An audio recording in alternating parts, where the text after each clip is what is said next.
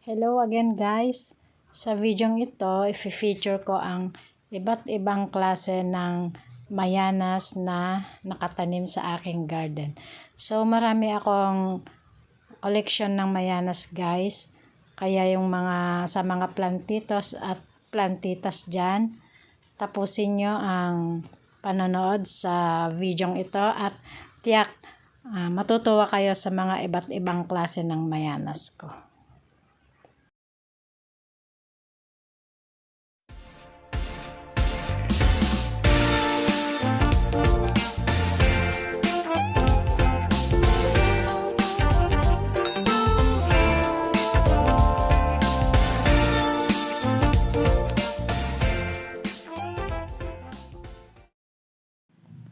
So, eto na nga guys ang mga mayanas ko. Every time na pumupunta ako sa Cavite at may nadadaanan ako dun sa may part ng Amadeo, isang bata tapos ang dami niyang tanim na mayana, ay bumibili ako.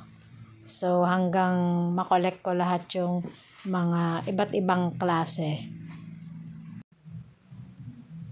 Tapos, ang ginawa ko, itinanim ko naman siya sa lupa. Mixture ng mga manure ng rabbit, kambing at yung tinatawag na kusot. I-mix ko siya dun sa lupa. Tapos yan, ginawa kong mother yung mga mayanas.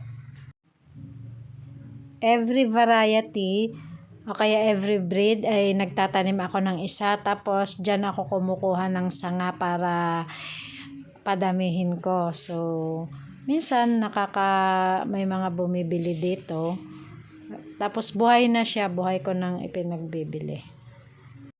So ayun nga guys, mahilig talaga ako sa mga halaman, kaya kahit hindi man ako makabenta, at least nasisiyan ako pag nakikita kong maganda ang aking mga halaman. Nung nakaraang bagyong Jolina, natumba yung mga mayana na yan. Ang ginawa ko, itinanim ko sila ulit. Instead na hayaan kong malanta sila, kaya tinanim ko agad sila sa lupa. Tapos tinanggalan ko ng mga bulaklak. Kasi sabi nila kapag nagbubulaklak daw, madali daw mamatay ang mga mayana.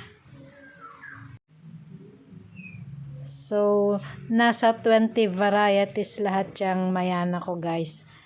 Pero, I think mas marami pang variety ng mayanas. Yan lang yung nakita ko pa doon.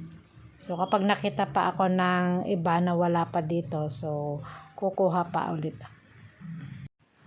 Madali lang naman buhayin ang mayana. Kumuha ka lang ng magandang klase ng soil. Tapos, taniman mo siya ng sanga. Tapos, ilagay mo siya sa shaded part kapag hindi pa siya buhay. Kasi, ayaw niya ng direct sunlight kapag hindi pa siya buhay na buhay. Tapos, kapag buhay na siya, kahit ilagay mo siya sa direct sunlight, basta diligan mo lang siya kapag natuyo na yung lupa niya, sigurado gaganda ang inyong mga mayana. Marami pa akong ibang tanim guys, hindi lang mayana. So, sa ibang vlog ko, i-feature ko naman yung mga ibang pananim ko. Kaya, keep on watching lang at please subscribe to my channel para ma-notify kayo sa aking mga susunod na vlog.